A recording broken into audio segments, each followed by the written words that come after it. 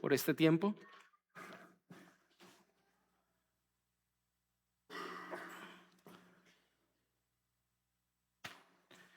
Y quisiera invitarles a orar agradeciendo a Dios por esta oportunidad que nos da de poder escuchar de su palabra, así como le hemos alabado y le hemos bendecido. Voy a invitarles a orar pidiendo al Señor que Él sea sobre nosotros en estos momentos y que nos permita entender su palabra en aquello que el Señor nos permite el día de hoy reflexionar. Les invito a orar.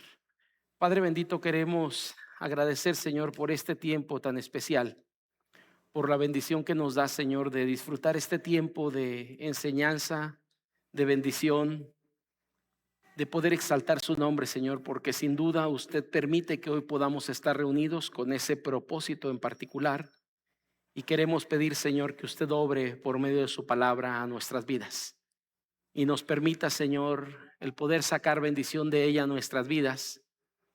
Que podamos, Padre, exaltarle de verdad con todo nuestro corazón al tratar de incluir todas aquellas cosas que hoy usted quiere compartir a nosotros. Que podamos incluirlas, Señor, en nuestro diario andar. Y para ello, un servidor como cada ocasión que me permite compartir su palabra en algún lugar, yo le pido que sean gratos los dichos de mi boca y la meditación de mi corazón delante de usted, y que ésta sirva para edificar a su pueblo aquí presente. Agradecemos, Padre, por esta oportunidad y por este tiempo que nos da. En Cristo Jesús, Señor, nos ponemos en sus manos y pedimos de su bendición para nuestra vida. Amén. Pueden tomar sus lugares, amados hermanos. Voy a invitarles a mantener por ahí la palabra de nuestro Dios abierta en el pasaje que hoy estaremos reflexionando.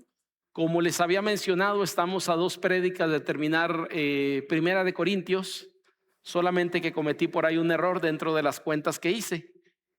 En realidad, esta serie no fue comenzada en junio, como les dije anteriormente. Estuve ya analizando los documentos que tengo y la serie fue comenzada hace un año exactamente. Bueno, casi exactamente, el día 3 de mayo. ¿Hoy estamos a 4 o qué estamos?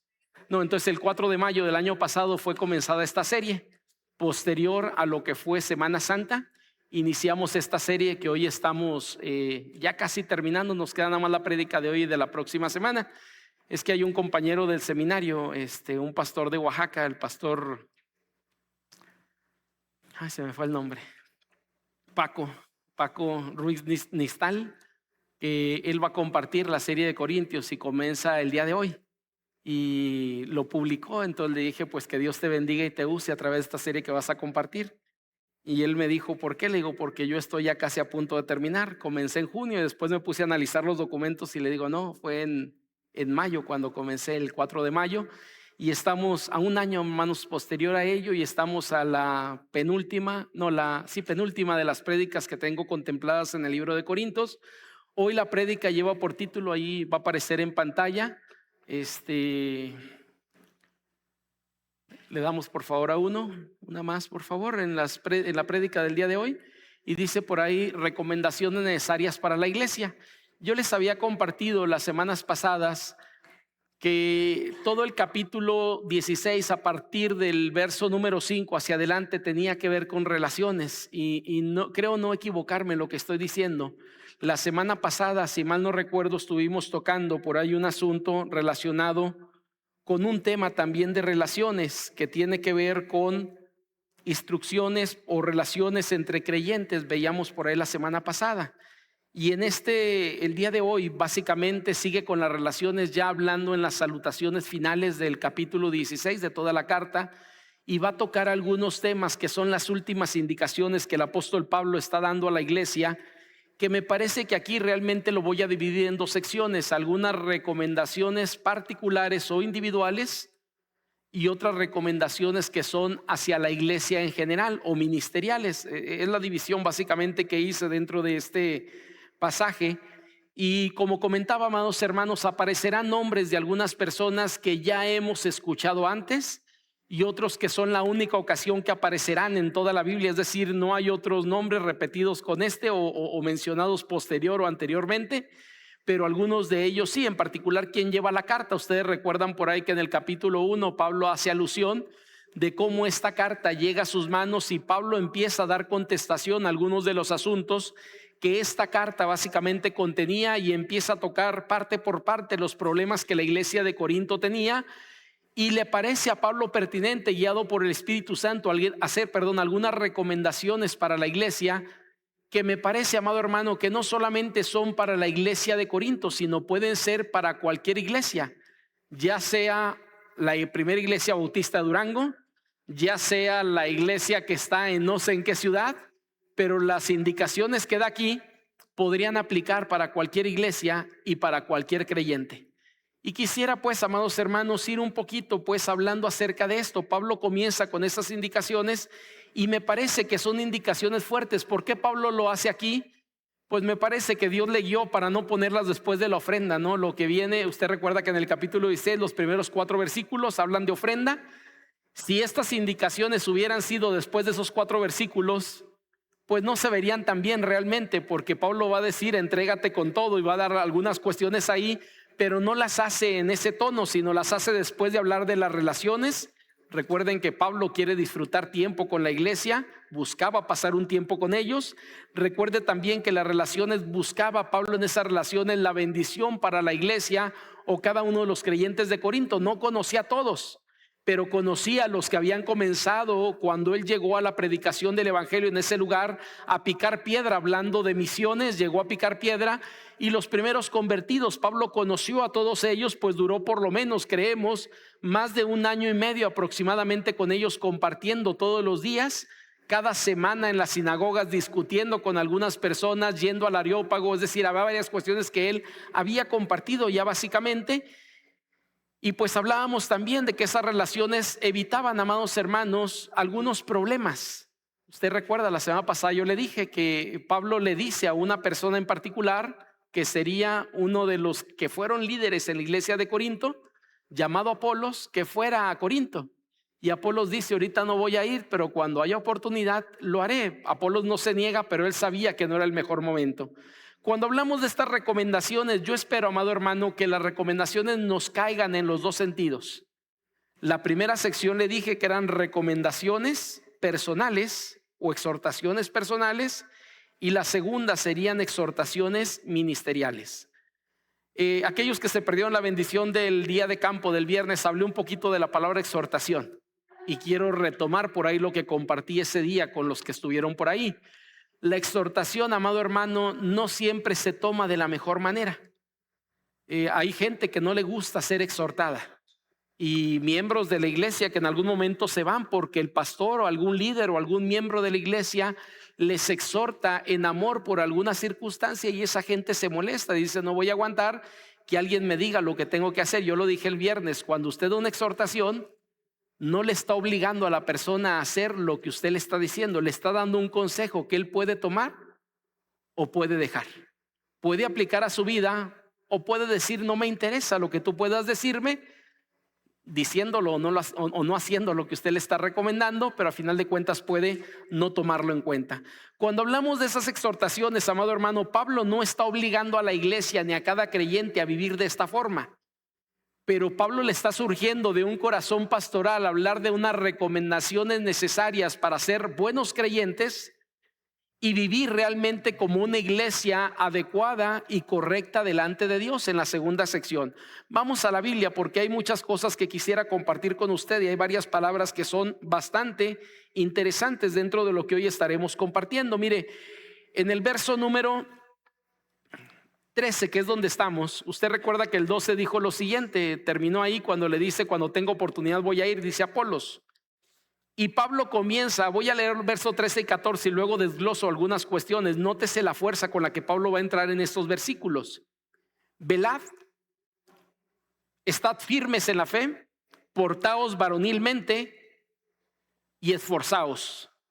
Todas vuestras cosas sean hechas con amor. Ahora le pregunto, amado hermano, ¿por qué digo que son exhortaciones? ¿Cuál es el tono que Pablo está manejando al hablar estas palabras? Aquellos que saben un poquito de español, son puros imperativos. Pablo le está dando algunas instrucciones, consejos, pero con mucha fuerza. Un imperativo es algo que tú tendrías que hacer. Pablo no les dice, les voy a dar nalgadas si no lo hace, no, pero le está dando un imperativo, lo que implica, le está diciendo, Ustedes tendrían que vivir de esta manera. Y ojo con ello, lo que le está hablando no es algo general de ministerio, sino cómo un creyente debería de vivir. Como dije hace un momento, si esas exhortaciones hubieran sido en el verso 5, pues no hubieran caído tan bien, ¿no? Porque ¿qué habló el verso 1 al 4? Sobre la ofrenda. Y Pablo les hubiera dicho: ofrenden como hombres. No hubiera sonado muy bien, ¿no? Es decir, estas indicaciones, o varonilmente, como usted quiera llamarle, pero básicamente es la instrucción que está dando.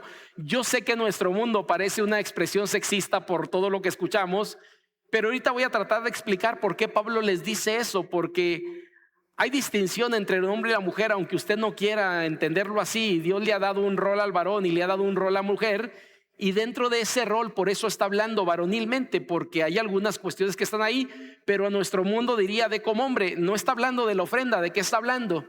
Del comportamiento de cada cristiano y la vida de cada creyente.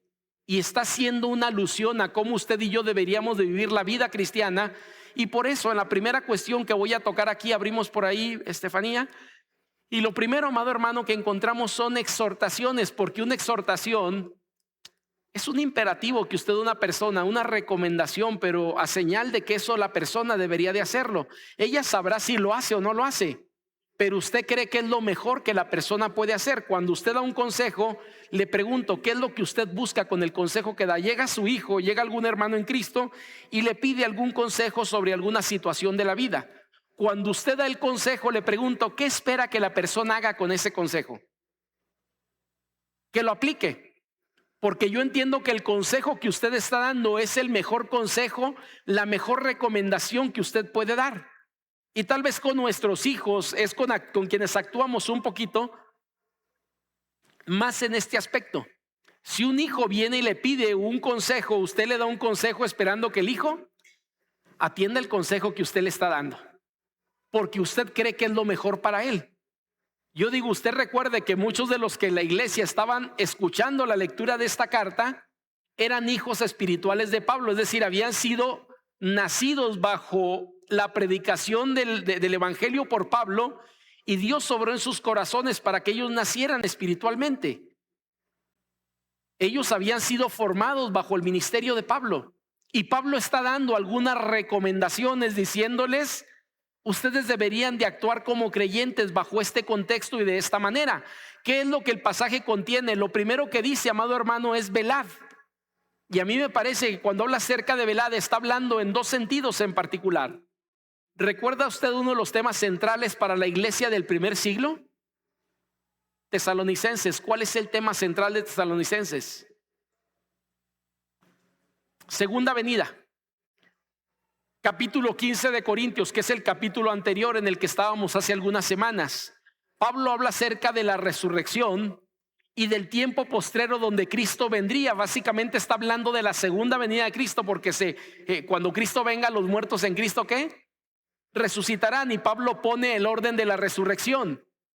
Y cuando le dice velada, amado hermano, es con la intención de una iglesia vigilante. De hecho, las primeras 5 expresiones que ahí van a aparecer tienen que ver en el contexto de lo militar. Usted recuerda que en los militares anteriormente, como hoy todavía, existe alguien que está al tanto de lo que sucede. Es decir, cuando hay un batallón que está acampando en algún lugar, no todo mundo está dormido. Mientras que algunos duermen, ¿qué hacen algunas personas dentro de ese batallón? Están vigilando. Ahora le pregunto, ¿por qué vigilan?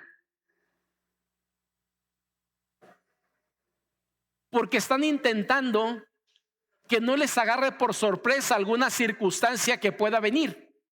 Cuando Pablo le dice al creyente, sé vigilante, la iglesia, amado hermano, había vivido problemas de todo tipo. Yo lo he predicado esto, usted puede ver ahí, no sé cuántas predicaciones vayan hasta ahorita, pero seguramente habrá más de 40 predicaciones de la carta de Primera de Corintios por ahí guardadas en YouTube o en Facebook de la iglesia. Y usted puede saber que yo he compartido que hay problemas de relaciones, divisiones dentro de la iglesia. Había segregación, grupos que se estaban formando. Y le pregunto, ¿es bueno que una iglesia esté segregada? Claro que no, porque uno de los principios fundamentales de la iglesia es la unidad. Y cuando esa unidad se rompe, se empieza con la segregación, donde se empiezan a hacer partidos dentro de la iglesia. Y esto, si no se para, llega al punto de la división donde la iglesia es fracturada y grupos salen en un segmento para formar algo nuevo en algún momento. Y Pablo entiende esto, por esto les dice vigilad, porque hay elementos de problemas que pueden surgir en la iglesia. Ahora, no era lo único que había. Había pecado dentro de la iglesia, como usted puede notar del capítulo número 5 al capítulo 7 de Primera de Corinto. Había pecado dentro de la iglesia. Y por eso Pablo le está diciendo ser vigilantes. ¿Usted recuerda que fue una indicación del Señor Jesús a los discípulos que invita a orar en aquella noche antes de ser entregado? Cuando los lleva a orar, ¿recuerda las palabras de Jesús cuando los deja ahí para él seguir hacia adelante? Orad, ¿no? Orad y velad para que no entréis o caigáis en tentación.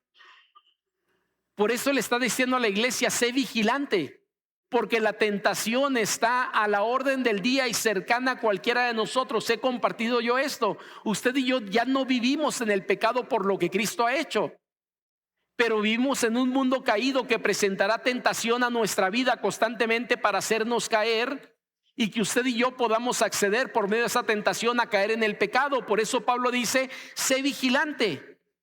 Usted sabe que había otras cuestiones que no eran pecado, pero no eran el propósito de Dios.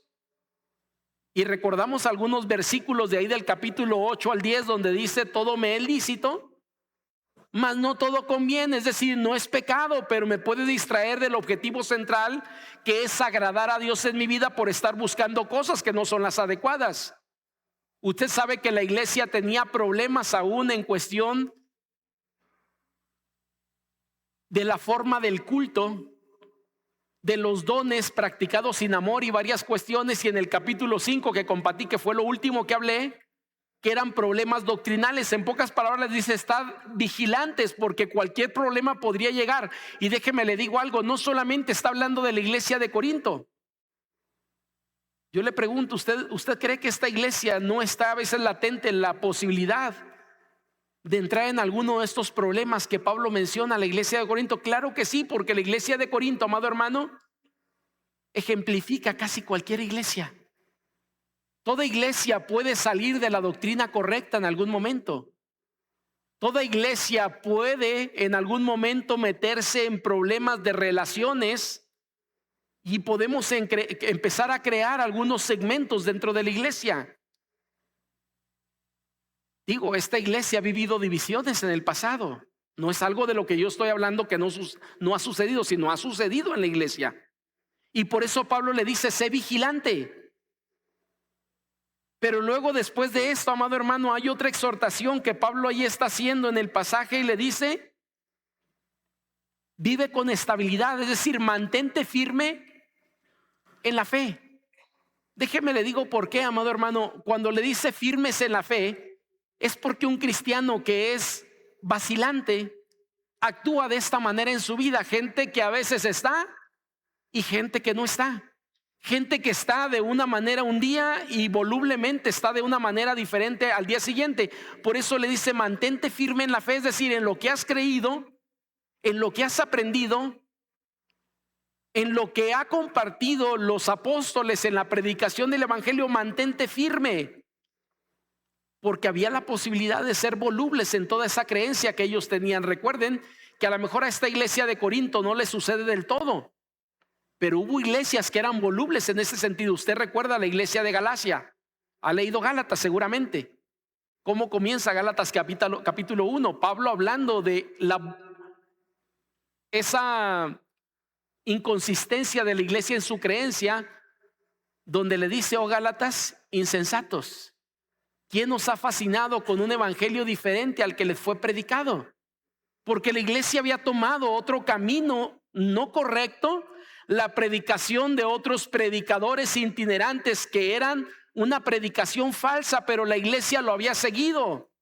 Ahora creían casi en los ángeles, pero no de la forma como la Biblia los menciona, sino había sido una iglesia que parecía estar siendo angelólatra, es decir, una adoración hacia los ángeles.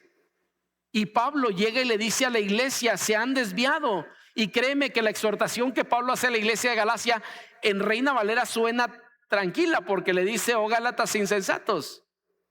Pero si usted va a una versión un poquito más acorde y donde la palabra se muestra más, la palabra, perdón por lo que voy a decir, pero es lo que ahí aparece en el original, oh Gálatas estúpidos, ¿quién les dejó fascinarse con un evangelio diferente al que les fue predicado desde el principio? Palabra fuerte, pero es la palabra que ahí aparece. Porque habían abandonado lo que era el mensaje verdadero. Por eso les dice, estad firmes en la fe. Y yo creo que esta indicación, amado hermano, va para todos nosotros. Porque muchos de nosotros somos volubles, es decir, dependemos de nuestras emociones, dependemos de las situaciones que vivimos, dependemos de mis problemas en el hogar, dependemos de mi estado de ánimo. Entonces eso me guía para venir o no venir. Déjeme le digo algo, hay cosas que me parece que en la Biblia no son negociables. Y la relación con Dios no es negociable.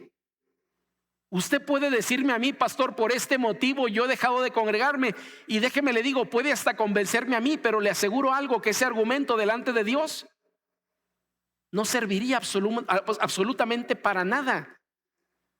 Porque yo como humano puedo entender a la gente, pero el hecho de entender a alguien, yo no puedo justificar cuando alguien va en contra de lo que Dios ha dicho.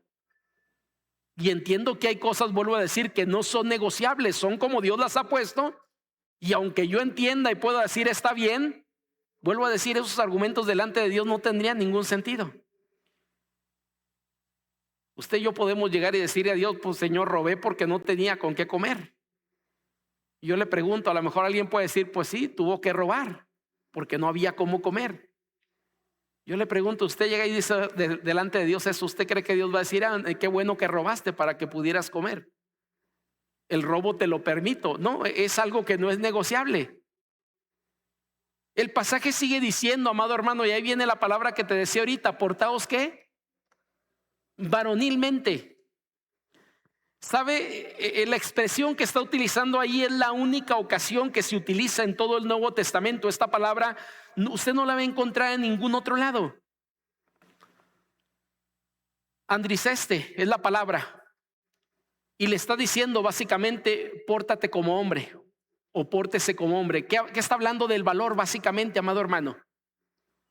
Porque la iglesia estaba siendo amedrentada por algunas circunstancias. Y le dice ahí, pórtate varonilmente, es decir, con valor. Y déjeme le digo algo, ¿no? Porque a lo mejor a nuestro contexto en el que hoy vivimos, de todo lo que se da en las ideologías de género, parecería sonar sexista esta frase, pero no es así. Usted entiende que el varón fue diseñado para proteger a su esposa y su familia. Y si alguien debería de tener valor en casa, no digo que la mujer no lo tenga, no lo digo que los hijos no lo tengan, pero si alguien debería de ser valiente en la casa, ¿quién debería de ser? Y esto es lo que normalmente sucede, amado hermano. No sé si solamente en mi casa, ¿no? Pero cuando sale algún animal no deseado, sea un alacrán o lo que sea, ¿saben a quién le gritan en casa? A un servidor. Y yo debo de no tener miedo ante las cuestiones, sino portarme valerosamente o con valor, aun y a pesar que a mí no me agrada aquello que estoy viendo. Hay cosas que no me gustan, pero tengo que entrarle. Yo no puedo esconderme y decirle a mi esposa, ve, asómate a ver qué es. No, porque ese no es mi papel. Dios me dijo que yo soy el protector dentro del hogar y yo debo de asumir esa posición. No porque mi esposa no pueda defenderse, no porque mis hijas no puedan hacerlo, pero me ha dado esa posición a mí de valor. Y el Señor está pidiendo a todo creyente, sé valeroso. Ahora, yo entiendo que esto no solamente es a los varones, está hablando a toda persona, mujer o hombre. Pero tiene que expresarlo, amado hermano, porque la expresión así era en la antigüedad. Pórtate como hombre. Pórtate varonilmente, es decir, ten valor lo que le está diciendo. Y yo creo que el cristianismo no es para cobardes, y la Biblia lo dice así. El reino de los cielos se hace fuerte y solamente los valientes lo arrebatan. ¿Sabe por qué mucha gente no es creyente? Digo, porque el Espíritu Santo no le toca, pero en su pensamiento de ellos lo que dice es, porque no estoy dispuesto a vivir eso, porque no tiene el valor para vivirlo. Yo entiendo que depende del Espíritu Santo que usted y yo creamos, pero la gente que no lo entiende así, su argumento es decir, yo no quiero vivir lo que se vive como cristiano. Porque a lo mejor la gente me va a dejar de acercarse a mí como hoy se acerca. Porque a lo mejor me harán alguna grosería. Yo he visto varios cristianos y sé lo que les hacen por ser cristianos, y yo prefiero no vivir eso. Yo no estoy dispuesto a dejar algunas cosas que tengo. Y yo digo, para eso se requiere valor. Por eso dice Pablo, portaos valerosamente. Si a usted no le gusta esa palabra, cámbiela, porque puede cambiarla. Está hablando del valor, básicamente. Y le dice, muéstrate con valor. Porque en las circunstancias de la vida cristiana, usted y yo tenemos que tener valor para enfrentar lo que viene. Si a usted le dijeron que la vida cristiana es muy sencilla y usted cuando vino a Cristo todo se acabó y todo es bonito, no sé quién le habrá dicho eso, pero le mintió en realidad. Porque el evangelio que encontramos explicado y predicado por el Señor Jesucristo no es el evangelio este que le acabo de compartir. El Señor muestra un evangelio donde habrá sufrimiento, donde habrá problemas, donde habrá persecución sobre su vida en algún momento. ¿Y qué tiene que hacer usted? Portarse valerosamente. Vuelvo a decir, amado hermano, regresando al ejemplo que yo daba de casa, es la posición del varón dentro del hogar. Ahora, yo creo que varios de los varones aquí tienen problemas parecidos a los de las hermanas. A lo mejor encontramos aquí varones que son aracnofóbicos, ¿no?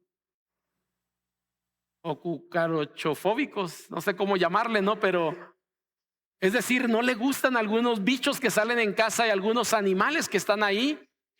Y cuando alguien intenta golpear su puerta, usted puede salir también con todo el miedo que su esposa puede tener, pero alguien tiene que ir a hacer la labor con valor.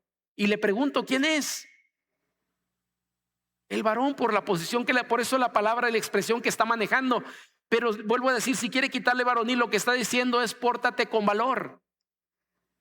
Y la vida cristiana, amado hermano, no es para cobardes. Es para gente que actúa con el valor que Cristo le da. Y viene algo más, no solamente eso, sino también dice, esforzaos. Ahora, ¿por qué dirá esforzados? Porque en la vida cristiana también hay esfuerzos que usted y yo tenemos que dar. No solamente valor, sino hay esfuerzos. No porque se vive en nuestra fuerza, sino porque el Espíritu Santo nos capacita para que usted y yo podamos esforzarnos. Déjeme le digo algo, no solamente se lo dijo Pablo a ellos, lo ha repetido en toda la Biblia.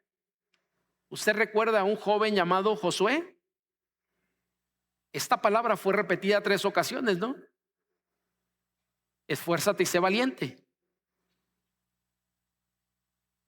Ahora esfuérzate y sé valiente. Y en el verso número 9 de Josué 1:9, mira que te mando. Amado hermano, yo tengo un pensamiento, no sé si es el mismo que el suyo, pero ¿por qué usted dice la misma palabra 3 ocasiones a una misma persona? Porque usted está viendo que esa persona no está mostrando lo que usted le está diciendo. Y no era para menos. Josué se iba a quedar a cargo del pueblo, de un pueblo difícil. Él lo conocía, ya había atravesado el desierto. Usted recuerda que de todos los que salen de Egipto a la tierra prometida solamente llegan 2 personas, Caleb y Josué. Y Josué sabía todo lo que ese pueblo era porque él era parte del pueblo. Cuando Dios le dice, mi siervo Moisés ha muerto y ahora tú estás a cargo de este pueblo, no era una tarea sencilla. Si yo hubiera sido él, amado hermano, hubiera entrado con todos los miedos que él tenía y muchos más. ¿Cómo voy a poder con este pueblo de dura cerviz? Porque Dios había dicho que así era el pueblo. Y le dice, esfuérzate y sé valiente. Y yo creo que Josué, amado hermano, no hace lo que el Señor le está pidiendo. Por eso vuelvo a decirle, esfuérzate y sé valiente. ¿Y sabe por qué le repite una tercera ocasión? Porque no estaba viendo en él ni la valentía ni el esfuerzo, y ahora le da ya una orden, mira que te mando que te esfuerces y seas valiente. Y ahora le va a decir una promesa, porque así como estuve con Moisés, estaré también contigo. Y déjeme le digo algo, usted y yo podemos esforzarnos hoy por lo mismo. Es una promesa, amado hermano, que no solamente fue para Josué, no solamente fue para Moisés, es una promesa compartida hasta nosotros.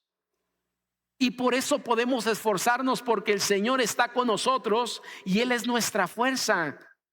Él es quien provee esa fuerza para que usted y yo podamos hacer lo que nuestra propia fuerza somos incapaces de hacer.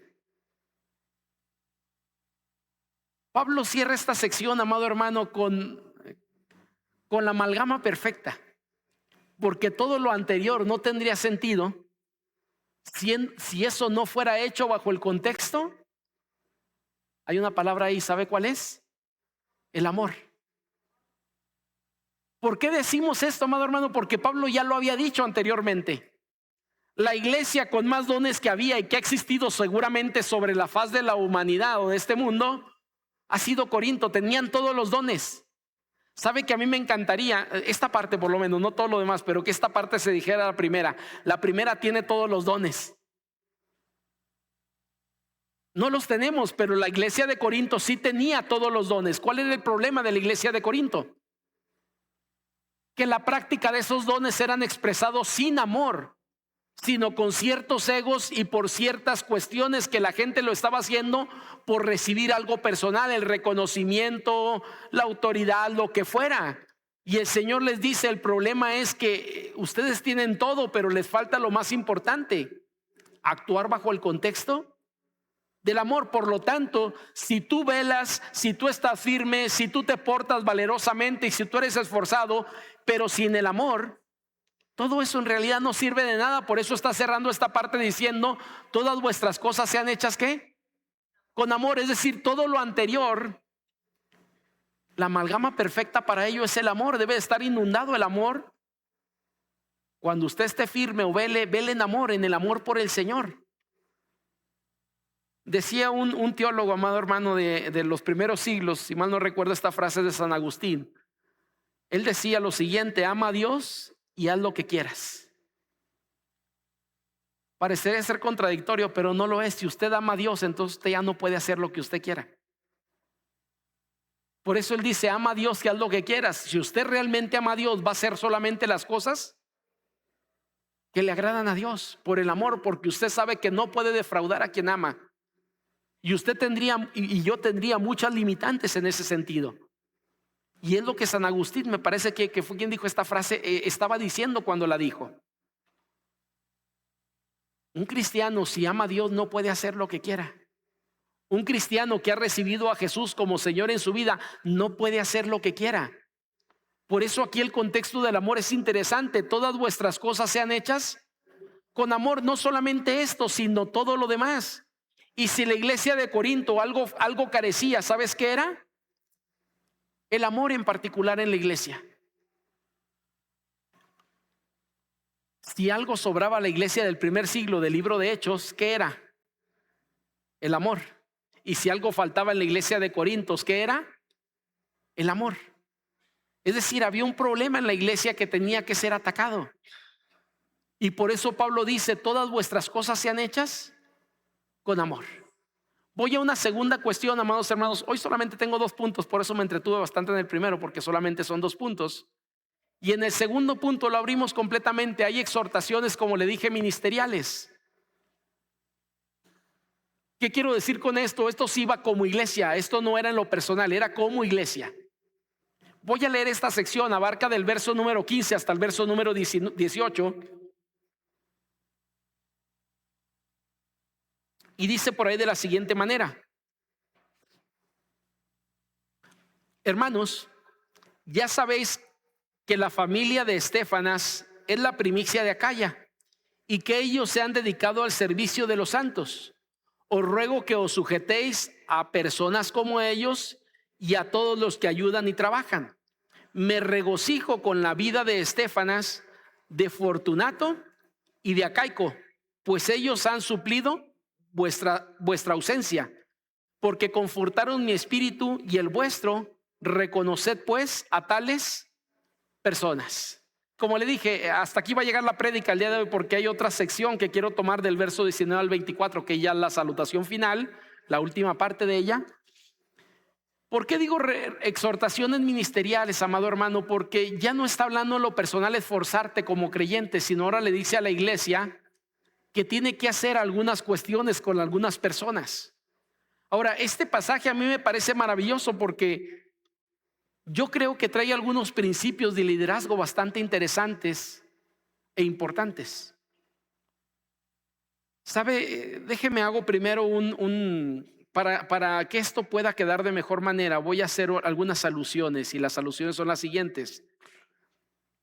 Cuando una iglesia elige liderazgo, en muchas ocasiones lo elige, por sentimientos y popularidad. Y son los peores motivos por lo que usted puede elegir a un líder dentro de una iglesia. Hay muchas cosas. A veces los elegimos porque somos populares a algunas personas. Y le elegimos porque me cae bien el hermano diríamos por ahí, ¿no? Es el ajonjolí de todos los moles. Nos cae bien a todo mundo, entonces lo elegimos. No ese es el motivo por el cual a una persona debería ser la autoridad en un liderazgo. Otros decimos en algún momento, como dije ahorita, porque pues a lo mejor, no sé, es la persona con más tiempo en la iglesia. Hay gente que sí puede estar ahí por ello, porque muestra lo que aquí aparece, pero no es el motivo principal. Déjeme le digo por qué digo esto, porque el pasaje nos dice lo siguiente, y en el verso número 15, donde estamos ahorita. Ya saben que la familia de Estéfanas son las primicias de Acaya, es decir, la región donde Pablo había predicado. Básicamente, Estéfanas es los primeros convertidos. Recuerden que ya hemos hablado acerca de las primicias. Después de eso vino un fruto bastante abundante. Y la iglesia de Corinto, amado hermano, cuando dice que esta familia de Estéfanas, básicamente está hablando de Esteban. Ese sería el nombre correcto. En Reina Valera parece como Estéfanas, realmente sería Esteban. Son las primicias, es decir, los primeros frutos, los primeros convertidos de ahí. No son los únicos, porque va a manejar otros más dentro de ello. Usted recuerda que ellos participan para la carta que se envía a Pablo y todo esto. Usted puede ir al capítulo 1 y va a encontrar algunas cuestiones ahí. Pero lo que sigue diciendo el pasaje es lo siguiente: y que ellos se han dedicado al servicio, ¿qué? De los santos. Amado hermano, aquí vamos a encontrar algunas cuestiones. Básicamente, Estéfanas o Esteban, como usted quiera llamarle, y los que allí aparecen, no eran personas sin que hacer. Eran personas que se habían dedicado al servicio de los santos. Es decir, ¿qué implica eso? No sé qué diga otra versión porque no lo chequé, pero seguramente cualquier versión diría: se han dedicado al servicio a Dios, porque el ministerio o el servicio a los santos sería servir en la iglesia. Ahora, ¿por qué Pablo dice esto? Nótese. Cuando alguien sirve, ama a la iglesia, le interesa lo que la iglesia vive. Y usted recuerda que ellos van y dan unos comentarios con Pablo de lo que la iglesia estaba viviendo, porque les dolía lo que la iglesia vivía. En el versículo siguiente aparece algo y nos dice lo siguiente: os ruego que ¿qué? Que os sujetéis a personas como ellos, que a todos los que ayudan y trabajan. Amado hermano, esta parte es importantísima para mí y espero como iglesia nos quede bien grabado. Un líder, amado hermano, porque habla de sujeción, y la sujeción solamente se da ¿a quién? A alguien que tiene una posición que Dios le ha dado en liderazgo. Y él dice: ellos merecen que usted se sujete, porque ellos ¿qué hacen? No se la pasan rascándose el ombligo, es decir, no están sin qué hacer, sino sirven y trabajan a la iglesia. Sabe que este es un problema de muchas congregaciones y a veces no somos diferentes en ello. Gracias a Dios tal vez no estamos en esa etapa, pero ha habido en algún momento, como en esta iglesia, tal vez en muchas iglesias, o como en muchas iglesias, a lo mejor en esta también, donde quien está a cargo de liderazgo, amado hermano, no lo vemos más que solamente para decisiones, pero no están sirviendo absolutamente nada. Pero le estamos dando una posición que no se merecen, porque Pablo dice: sujétate a ellos porque sirven, porque trabajan, sirven a la iglesia y se han dedicado a ministrar dentro de la iglesia. Y un principio dentro del liderazgo cristiano es que usted y yo no estamos para ser servidos, sino para servir. ¿Quién nos enseñó esto? Jesucristo mismo. Marcos 10:45. Yo no he venido, dice el Señor Jesucristo, para que me sirvan, o para ser servido, sino para servir y dar mi vida en rescate por muchos. Sabe que toda persona que sirve en la iglesia está en un puesto de liderazgo. No estoy hablando solamente del pastor y los 5 líderes de la iglesia. Estoy hablando en cualquiera de las comisiones. Si usted ostenta el título de encargado de la comisión de Ujieres, o encargado de la comisión de ornato, o encargado de la comisión de cualquier comisión, no está ahí para que los demás le sirvan y usted ordene lo que se hace. Está ahí para servir a las demás personas, y eso le da la posición de autoridad, porque Pablo dice: las personas que sirven y que se entregan y se comprometen, a eso sujétate. Pero si no hay eso, no deberían esas personas estar ahí, porque no tienen el principio para sujeción. No estamos para que nos sirvan, estamos para servir a los demás. Amado hermano, a mí me fascina esto, porque está hablando de gente dedicada y gente que sirve, gente que está, no es gente ausente. Déjeme le digo algo, ¿no? Y aquí va una pedrada para todos los que ostentan alguna comisión dentro de la iglesia. Si era para usted, agárrela, no la deje pasar. Las actividades de la iglesia, ¿sabe quién debería estar primero en cada una de ellas? Los que decimos estar ostentando un liderazgo dentro de la iglesia. No importa cuál sea su comisión, porque tenemos un grave problema en algunos momentos. Cuando es mi actividad, yo quiero que toda la iglesia esté ahí, venga. Pero cuando no es mi actividad, entonces yo no voy. Y yo digo, ¿no es medir con doble vara? ¿No es actuar de alguna manera no correcta? El decir, cuando es mi actividad quiero que todos estén, y cuando no vienen hasta me quejo y digo, es que la gente no apoya. Pero cuando no es su actividad, usted no está ahí. Yo digo, estamos llamados, amado hermano, para servir y para estar ahí liderando a los que están detrás de nosotros. El pasaje dice eso ahí en el verso número 16. Os ruego que sujetéis a personas como quienes, como ellos. ¿Quiénes eran ellos? Ya lo dijo el verso número 15. Los que se dedican al servicio a Dios. Y el verso 16 dice: los que ayudan y trabajan. Ahora, ese es un principio que aparece en todo el Nuevo Testamento. Y en el Antiguo Testamento de igual manera va a aparecer ese principio. ¿Usted cree que Dios puso a Josué ahí para que Josué se sirviera del pueblo?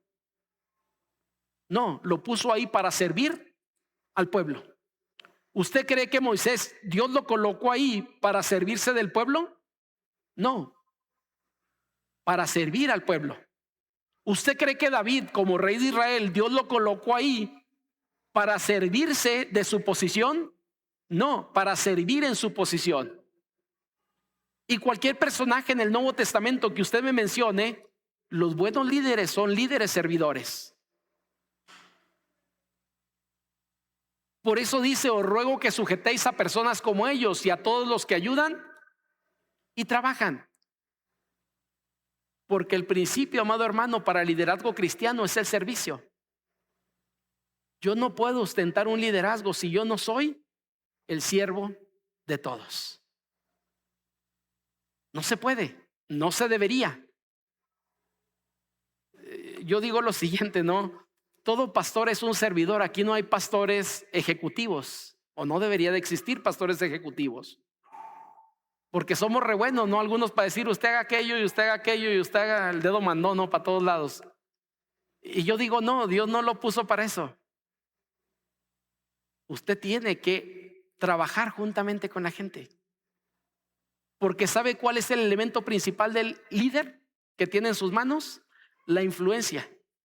No la influencia, es otra cosa. La influencia. Y usted nunca podrá influir si no está entre la gente, influyendo en ellos. Puede mandar, es diferente, pero el líder, más que mandar, deberíamos de influir. No manipular, no mandar, sino influir. La gente toma sus decisiones, sabe si quiere o no quiere hacerlo. Pero ¿sabe algo? Esto yo lo he visto en el propio ministerio. Yo no sé cómo usted me considera, espero su opinión no sea mala sobre un servidor, pero puedo decirle que intento ser quien soy. Y no puedo estar sentado cuando algo se hace. Me es muy difícil.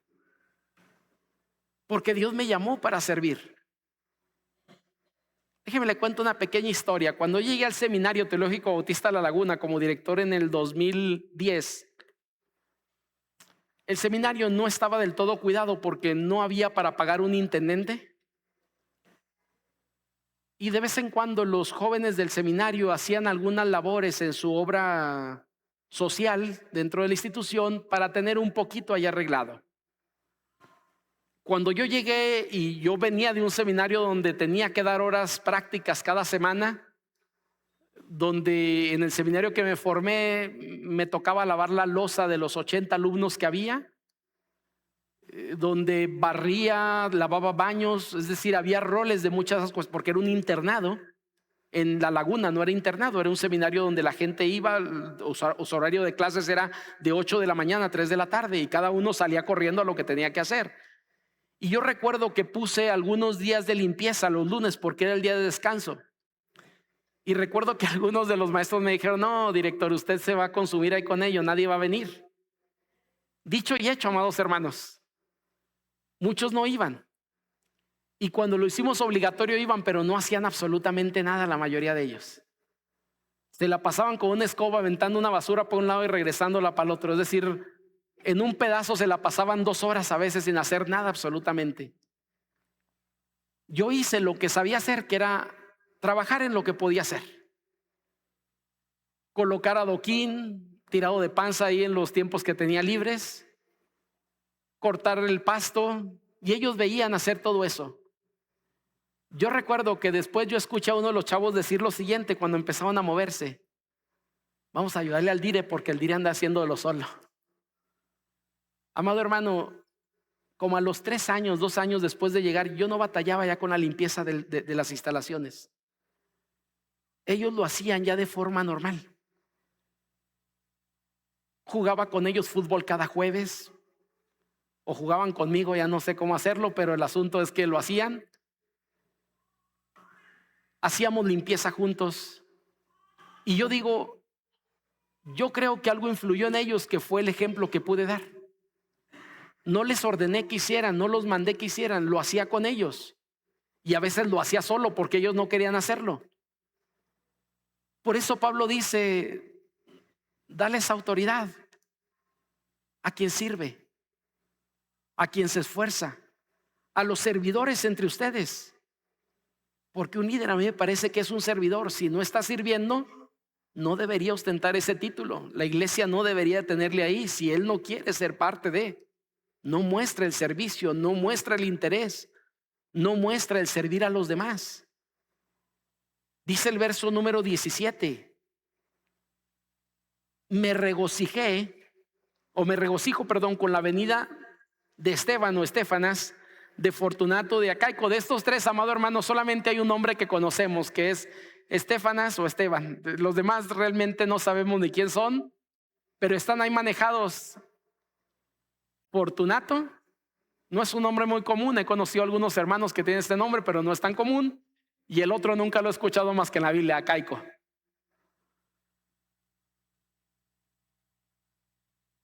¿Y qué dice Pablo? Me regocijo con la venida de ellos, pues ellos han suplido ¿qué? Vuestra ausencia. Es decir, cuando la iglesia no estuvo ahí, ellos estaban ahí. Amado hermano, es bien bonito tener este tipo de hermanos en la iglesia. Yo agradezco a Dios porque aquí en la iglesia, en la primera iglesia bautista, yo creo que hay algunos Estefanas, Acaico y Fortunatos. No de nombre, sino de lo que hacen. Cuando la iglesia no ha estado ahí, ellos han estado ahí con algunos miembros de la iglesia en padecimientos en el hospital. Se han quedado a dormir con algunos de ellos. No menciono nombres para no echar de cabeza a nadie, pero digo, agradezco a Dios por esos hermanos y hermanas en la iglesia, porque cuando toda la iglesia, dice Pablo, no pudo estar, ellos estuvieron. Aquellos que gozaron de la bendición del viernes, yo exponía por qué requerimos la iglesia en nuestra vida. Y uno de los puntos que yo toqué es por la ayuda que la iglesia representa. Cuando tú y yo tenemos necesidad, la iglesia está ahí orando por nosotros. La iglesia está ahí atendiéndonos en las necesidades. La iglesia está ahí dándonos una palabra de aliento. Pablo es lo que está diciendo, estos hombres son servidores. Y Pablo dice, ellos estuvieron ahí y suplieron la ausencia cuando la iglesia no pudo estar. Recuerden que Pablo en este momento estaba en Éfeso, no estaba en Corinto. Y Pablo ya había sido encarcelado en varios lugares. Y Pablo dice, cuando la iglesia no pudo, no que no quiso, sino no pudo estar, ellos estuvieron ahí conmigo. Y sigue diciendo, verso número 18, y ahí terminamos. Porque confortaron mi espíritu y el vuestro. Reconoced pues a tales personas. Ojo con esto, amado hermano. Reconfortaron mi espíritu, dice Pablo. ¿Por qué? Porque estuvieron con él. Ellos le acompañaron posiblemente en algunos momentos de encarcelamiento. Recuerde que las prisiones en las que Pablo estuvo no eran prisiones como el Cerezo de Durango, ¿no? Donde hay muchas cosas adentro. Hay súper y hay varias cuestiones. Digo, no he entrado, pero sé cómo son los cerezos. Y seguramente esto no es muy diferente. Pablo estaba en un calabozo en realidad. Y en ese calabozo, amado hermano, es decir, en una celda donde estaba custodiado a veces por 4 guardias solamente, el único que tenía a su lado, o con grilletes en algunos otros momentos, Pablo dice, allí estuvieron ellos conmigo. Confortaron mi espíritu, pero no solamente el mío. Pablo dice algo más ahí. Confortaron vuestro espíritu. ¿Por qué? Porque recuerde que la iglesia de Corinto ya no estaba Apolos, que era el gran predicador de la iglesia de Corinto. En la iglesia de Corinto ya no estaba Pablo, que era el iniciador de esa misión o de esa iglesia. En esa iglesia no estaba Pedro, que era el líder de los apóstoles en aquel entonces. En aquella iglesia no estaba nadie, es decir, ¿quién estaba ministrando dentro de la iglesia? La iglesia no nos dice, pero Pablo dice que estas personas servían en la iglesia y confortaron el espíritu de la propia iglesia. ¿Qué significa eso, amado hermano? Yo puedo entender, o no sé si quiero, pero creo que puedo entender que ellos daban alguna palabra de aliento, de bendición, de predicación a la iglesia, a la vida de la iglesia, que confortaba el espíritu de los creyentes de Corinto en aquel entonces.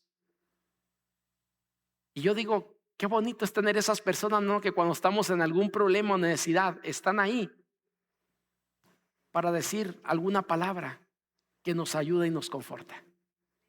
Yo agradezco a Dios, de verdad, no me gusta dar nombres y no los voy a dar, pero muchos de ustedes han servido en momentos críticos en mi vida para dar alguna palabra de aliento, algún abrazo en algún momento de tristeza. Y yo digo, gracias a Dios por tu vida. Y yo espero también en algún momento haber servido para lo mismo en la tuya, porque se supone que estamos para hacer bendición de unos para los otros. La iglesia de Corinto, amado hermano, ¿por qué Pablo le está dando estas recomendaciones? Déjeme le digo algo. ¿Usted cree que estas recomendaciones ministeriales hubieran sido necesarias si la iglesia estuviera haciendo esto? No creo. Le voy a decir lo que yo creo. Le dije la semana pasada, la iglesia de Corinto era una iglesia difícil. Y era una iglesia donde querían que la anarquía reinara en algunos momentos. Es decir, nadie mandara, todo el mundo podía hacer lo que quisiera. Y por eso Pablo está dando esas instrucciones a la iglesia diciéndole, hay liderazgo. O hay gente que puede liderar la iglesia y lo recomiendo, sujétense a ellos. Amado hermano, yo agradezco a Dios de verdad porque creo que esta iglesia ha venido creciendo en muchos sentidos. Y la primera iglesia, yo lo digo así, no sé si porque esté cegado o no, pero yo creo que ha crecido en conciencia también. Y agradezco a Dios porque hoy lo que la iglesia está eligiendo, no sé antes, pero hoy, es gente que muestra cualidades para el servicio y para ese liderazgo. Agradezco por cada uno de los líderes que hoy tenemos. No quiero decir que no agradezco por los de antes, pero estoy hablando del presente. Agradezco por cada líder, por cada encargado de comisión, cada encargado de ministerio, cada encargado de departamento. Porque creo que cada uno de ellos intenta hacer lo mejor para el Señor y ser un servidor. Yo espero, si tú estás en alguno de estos, no dejes de hacer eso. Porque esa es la llave para la sujeción en el ministerio donde Dios te tiene. Cuando tú hagas lo que hagas por los demás, lo estás haciendo en amor para el Señor y para ellos. ¿Y qué es lo que Dios dice? Sujétate a ellos. A estas personas les recomiendo que se sujeten. Yo creo algo, amado hermano, el liderazgo nunca es transferible. Es decir, ni yo puedo transferir mi liderazgo a alguien más, ni tampoco puedo quitar el liderazgo de nadie. Es un principio que yo he entendido en la Biblia. Te doy un ejemplo de ello, ¿no? ¿Te acuerdas aquella vez en que Moisés, Hur y Aarón están enfrentando una batalla? No solamente ellos, todo el pueblo. Capítulo 17, si mal no recuerdo, el libro de Éxodo. Puedo equivocarme, pero creo que es ahí.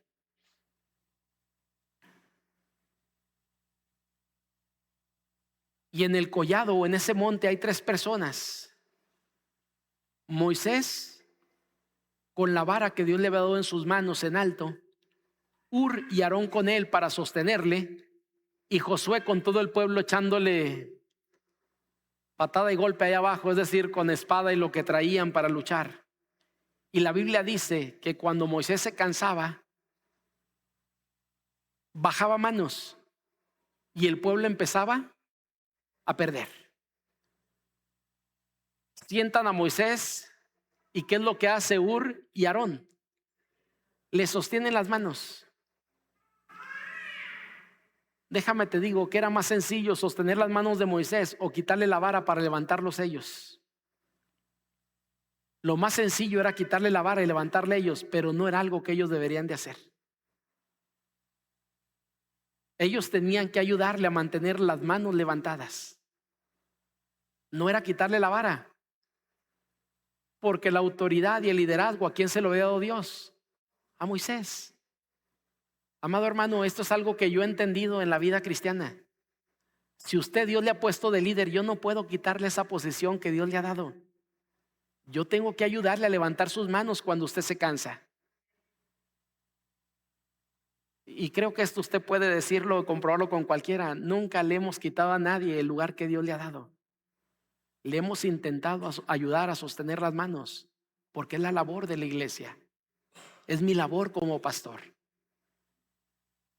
Y a lo mejor usted puede decir, pero yo soy mejor que esa persona. Sí, seguramente. Yo creo que a lo mejor Aarón y Hur eran más jóvenes que Moisés. Bueno, por lo menos Hur creo que era más joven que Moisés. Y pudieron levantar la vara a ellos. Pero ellos hacen lo que Dios les pidió, que era sostener las manos de esa persona. Y sabe, como iglesia, lo que Dios le está pidiendo a la iglesia de Corinto es sostén las manos de tus líderes. Hay gente que puede liderar.